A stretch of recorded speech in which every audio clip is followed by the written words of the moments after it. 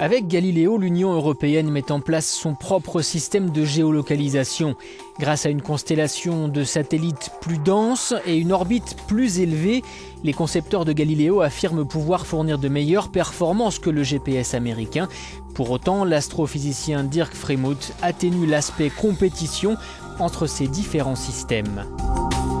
On a bien sûr le GPS qui est des États-Unis, mais c'est bien d'avoir plus de systèmes pour avoir plus de fiabilité. Et comme il y a tellement d'applications, c'est plutôt complémentaire que de compétition entre les deux. Le programme Galileo, dont le coût avoisine les 5 milliards d'euros, est entièrement financé par la Commission européenne.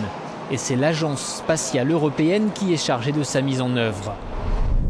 Les 2 prochains satellites seront lancés au premier semestre 2012. Alors commencera la phase dite de validation en orbite, une étape essentielle pour tester les moyens opérationnels de Galileo.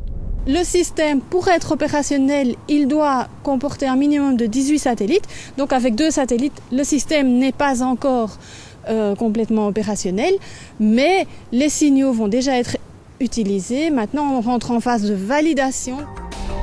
Au rythme de 2 satellites lancés tous les 6 mois, Galileo devrait être opérationnel à partir de 2014. La flotte définitive de 30 satellites offrira d'innombrables champs d'application, transport, travaux publics, opérations de secours et de sauvetage ou plus simplement associés au smartphone dans la vie de tous les jours. Un marché estimé à 90 milliards d'euros d'ici à 2030.